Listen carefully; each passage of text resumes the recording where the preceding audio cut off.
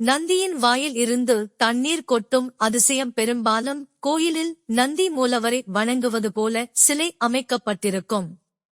ஆனால் திருக்காரிக்கரையில் இருக்கும் அருள்மிகு வாலீஸ்வரர் ஆலயத்தில் உள்ள நந்தி மிகவும் அனைவரையும் வியக்க வைக்கும். இந்த நந்தியின் வாயில் இருந்து வரும் நீர் எங்கிருந்து வருகிறது என்பது இன்றுவரை யாருக்கும் தெரியாத மர்மமாகவே உள்ளது.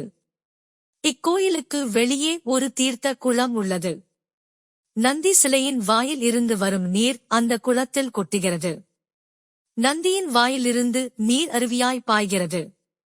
இந்த நந்தியின் வாயிலிருந்து கொட்டும் நீர் வருடம் முழுவதும் அளவு மாறாமல் அதே அளவில் வெளியேறுகிறது.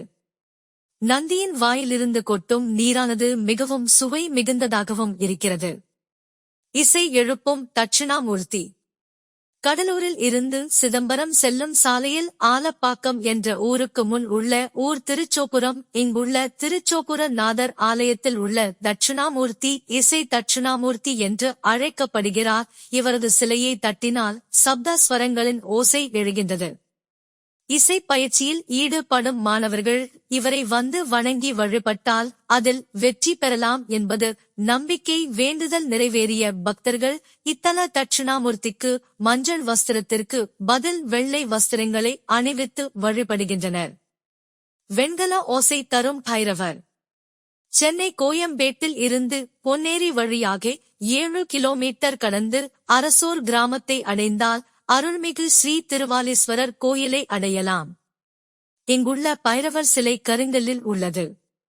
ஆனால் இந்த சிலையை தட்டினால் வெண்கலத்திற்குரிய சப்தத்தை வெளிப்படுத்துவது தனிச்சிறப்பு.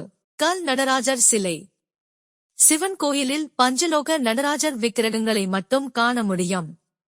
ஆனால் கருங்கல்லால் ஆன நடராஜர், சிவகாமி சிலைகளும் அவற்றிற்கு தனி சன்னதியும் அமைந்துள்ள கோயில் தஞ்சை மாவட்டம் பாபநாசத்திற்கு மேற்கில் உள்ள ஆடுதுறை கிராமத்தில் அமைந்துள்ள தயாநிதீஸ்வரர் சடைமுடி நாயகி கோயிலில் காணலாம்.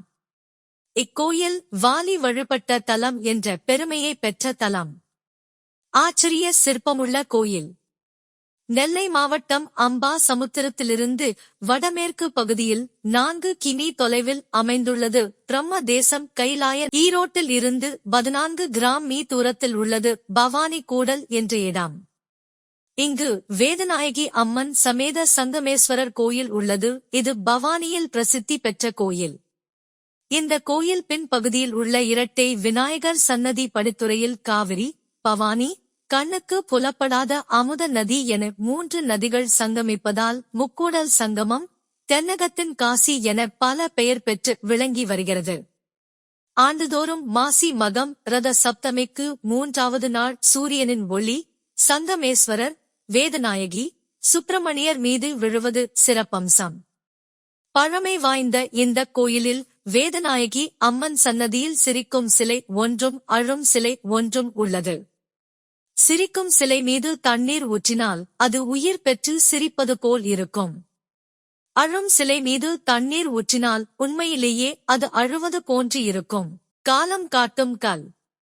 தமிழ்நாட்டில் வேலூர் மாவட்டத்திலிருந்து 14 கிலோமீட்டர் தொலைவில் உள்ள விரிஞ்சிபுரம் என்னும் கிராமத்தில் அமைந்துள்ளது.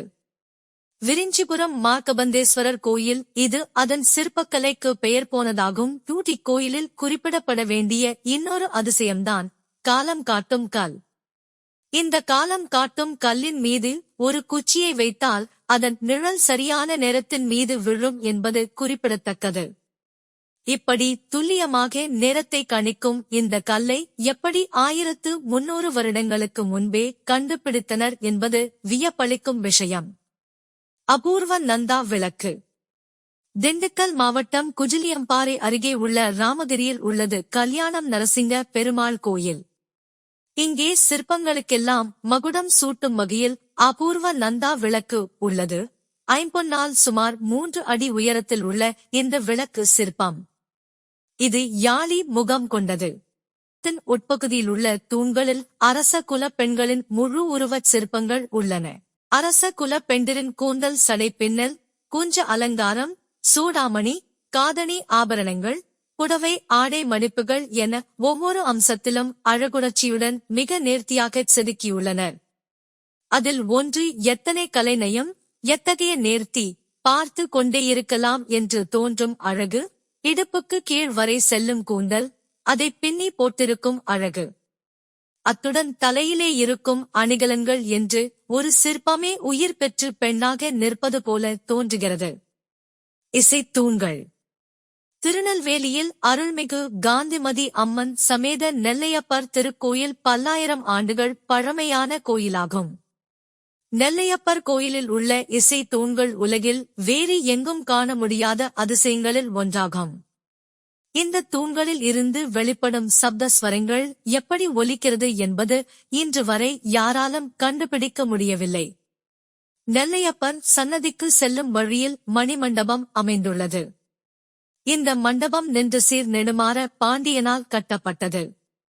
இங்கு